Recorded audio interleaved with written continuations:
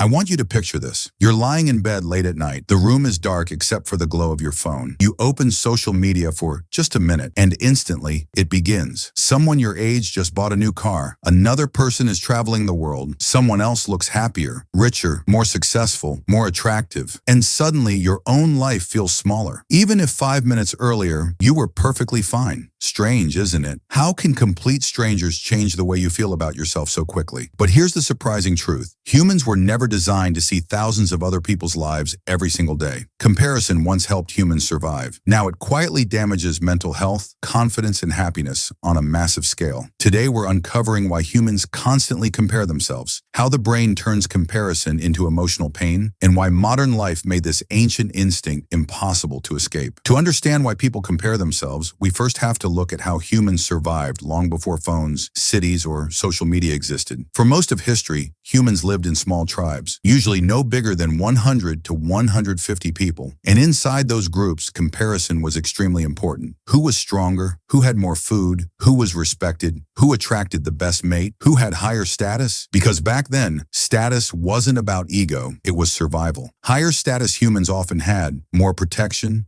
more resources, and better chances of passing on their genes. In other words, your brain evolved to constantly measure where you stood compared to other people. And in ancient times, that system worked reasonably well, because you only compared yourself to a small group, not millions. Your ancestors never woke up and compared themselves to celebrities, billionaires, athletes, influencers, and perfect edited photos before breakfast. But modern humans do, every single day. Your brain understands value relatively, not absolutely. Think about temperature. 70 degrees Fahrenheit feels warm in winter, but cool during summer. Same temperature, different comparison. Humans work the same way emotionally. You might feel successful until you meet someone doing better. Suddenly, your brain changes the measurement, and social media supercharges this process. Because online, humans rarely show ordinary moments. They show highlights, vacations, achievements, beauty, money, luxury, perfect relationships. It's like watching only the winning scenes of everybody else's life while comparing it to your behind-the-scenes footage. Of course, that damages self-worth. So if comparison makes humans unhappy, why does the brain keep doing it? Because comparison originally solved a survival problem. Imagine early humans hunting together. If one person discovered a better tool, others copied it. If someone found safer shelter, others learned from it. Comparison helped humans improve. It pushed tribes forward.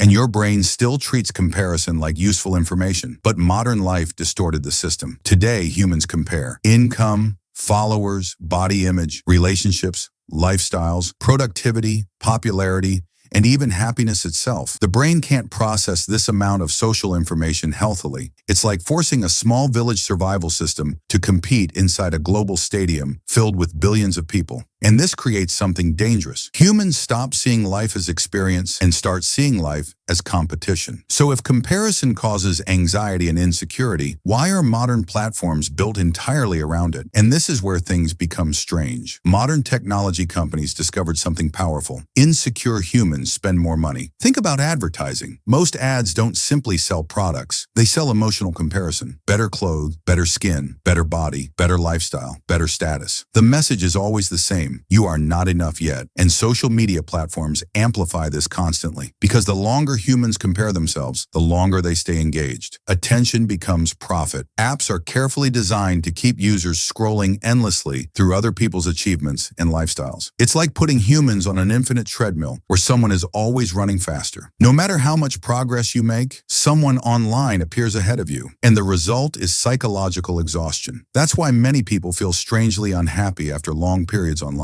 Not because their lives became worse, but because comparison quietly changed their perception of reality. So next time you catch yourself comparing your life to someone else's, don't see it as weakness. See it as ancient survival software running inside a completely modern environment. Your brain wasn't built for endless exposure to millions of carefully edited lives. It was built for small tribes. Real people, real relationships, real human connection. And maybe that's the real tragedy of modern comparison. Humans no longer compare themselves to become better. They compare themselves so constantly, they forget how to appreciate their own lives entirely. So the next time you scroll past somebody else's perfect life, remember, you are comparing your everyday reality to somebody else's carefully selected moments. And those are never the same thing. If this surprised you, hit like and subscribe for more hidden stories behind everyday things.